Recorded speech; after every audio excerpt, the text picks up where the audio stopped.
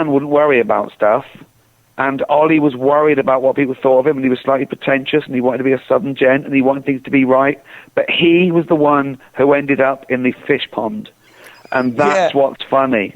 Stan wasn't hurt. Stan would look behind and see what happened in his wake, because he didn't worry about stuff. Yeah.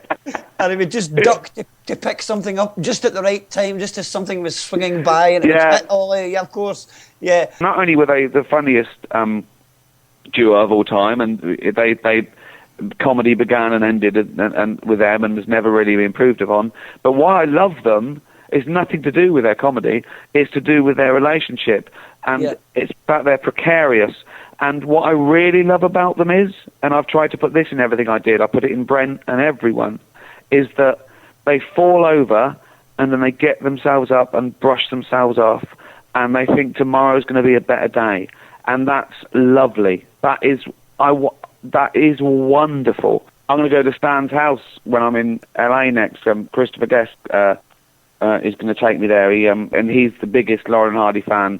Oh, you've got to talk to Christopher Guest. We send each other, sort of really obscure pictures of Stan and Ollie, and talk about it all the time. And I'll tell you another. A huge fan and who knew Stan really well is Dick Van Dyke. Dick Van Dyke used to visit Stan way after Ollie had died, and he used to visit him in his little flat in Hollywood Sundays, and he'd go for tea with Stan.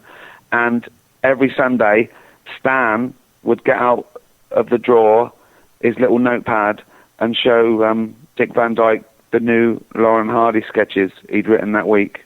Sweet is that, man? Incredible. How sweet is that? Stan Laurel wrote about Dick Van Dyke in his letters. There's a website called Letters from Stan, and it's a friend of mine. Oh, really?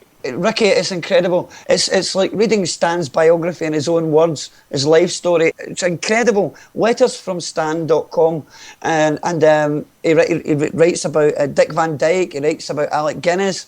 He writes about Laurence Olivier. Oh, that's great. Well, I've stolen from Laurel and Hardy, and sometimes I don't even know it. I've put things in there, and I've suddenly realised. I'll tell you an example of it. You know, in Series 1, when Doug is on the beach, and he's going, "This is all right, isn't it? This is all you need," you know, and he's loving it. And then you hear Derek going, "Dougie," and Dougie doesn't even look up. He just looks at the camera and says, "Peace and quiet over with." That's stolen straight from County Hospital. When you see Stan arriving, and Ollie, with his leg in traction, is just so blissfully happy reading a book, and you hear a big crash outside, and Ollie just looks at the camera, and he's saying, "Peace and quiet over with for the day." It's Black Sky Radio.